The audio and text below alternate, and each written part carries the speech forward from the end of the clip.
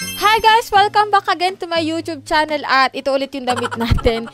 Kasi ito ay kadugsong ng ating vlog na peso packet. Pero ito ay si PH Packet.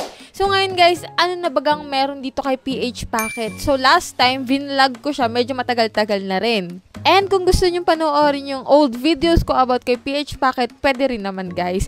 Pero ngayon guys, update natin, ano ba talagang meron na dito kay PH Packet? May nagbago na ba sa kanya at maganda na ba siyang utangan? Kasi diba nung last vlog ko is about kay Peso Packet. Medyo nalito ako dito guys kay PH Packet. Hindi pala sila pareho kasi itong si PH Packet is under ng My Cash Lending Investor Incorporation. So yung si Peso Packet guys is si Prima Fintech Philippines Lending Corporation. So magkaiba pala.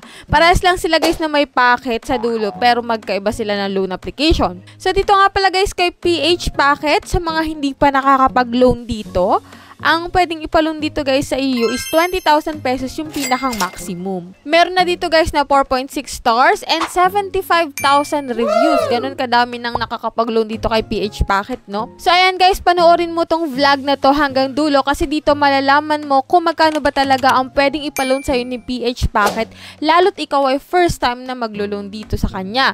And then magkano ba talaga yung pwede mong ma-receive kasi may ibabawas pa dyan eh. Pero bago tayo tumungo dito kay PH Packet, sa mga gusto pong sumali sa ating pa-Gcash giveaway, at kung ikaw ay bago pa lang sa channel ko, mag-subscribe ka na po sa aking YouTube channel, mag-like ka ng mga videos, and then mag-iwan ka ng comment dyan sa comment section. Which is, ang i-comment mo nga is yung 3 keyword na nakaspread sa buong videos. Ayan nga guys, kahapon meron na naman pong nanalo na 5 lucky winners sa ating pa-weekly Gcash giveaway. Tuwing Monday po yung announcement natin, kaya tuwing Monday is lagi kayo mag-abang. Syempre araw-araw din kayo mag-abang kasi magko-comment kayo sa mga videos ko na i-upload at doon ako pipili ng 5 lucky winners natin. And then nga po sa last Monday ng September, which is meron tayong cellphone giveaway. Isa lang po yung mananalo doon. Kaya ano pang inaantay mo guys, mag-subscribe ka na at mag-comment dyan sa baba.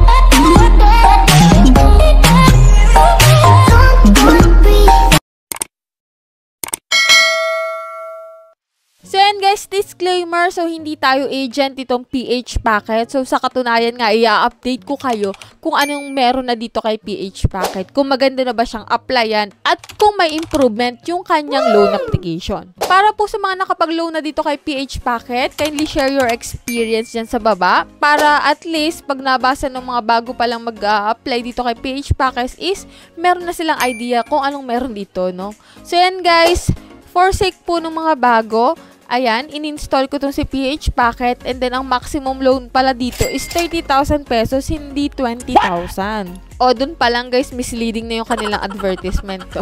Mas mataas pa pala yung kanilang maximum loan amount. So, dito guys, click natin yung apply now. Ayan, may permission list ka dito na i-read mo, pero agree mo lang yan. Kung interested ka dito, is click mo yung apply now. May 90 days silang loan term. Pero, check natin kung totoo to, no? So, dito sa Welcome to PH Packet, maglalagay ko po ng active mobile number mo.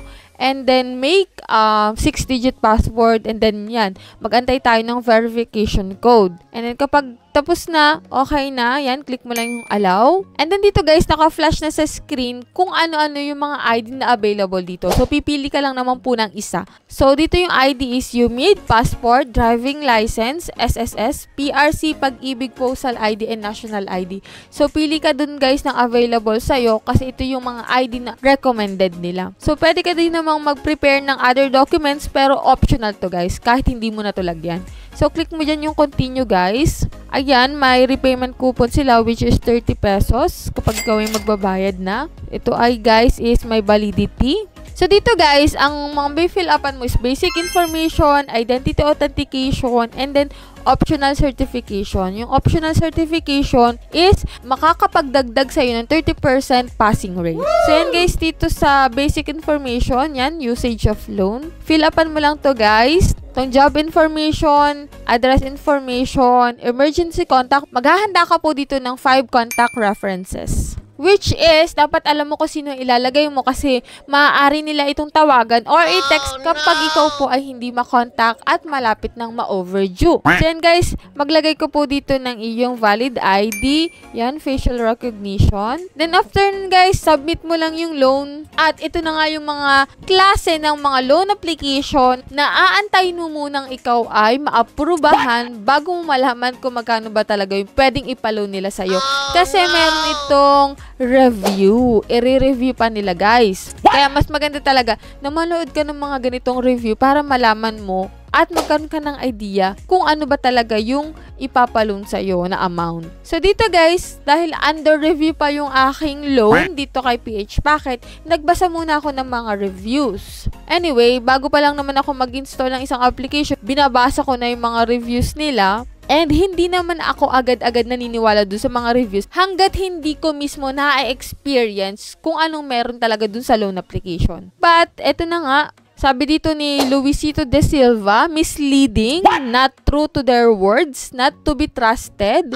They say I have 20k installment loan waiting to withdraw, but they only approve me 4,000 with 7 days repayment period. Do not text me anymore, sabi ni Luisita De Silva, no? 4,000 yung na-approve sa kanya and then 7 days lang. And then ito pa guys, sabi ni Rachel Olivo, loan amount is not yet used, but the interest was already deducted. Is more disappointing loan amount 2,000. I received only 1,240. It's a big scam. Never again. So, ang na-approve sa kanya is 2,000 pesos, yet ang na-receive niya is 1,240. Syempre, meron doon binabawas guys na service fee. So, yan guys, according to naman kay Artemis Montemayor, loan for 5K but only receive 3.2K. And needs to be paid within 6 days. Good for only those who really need it or for emergency. Thank you for your service still.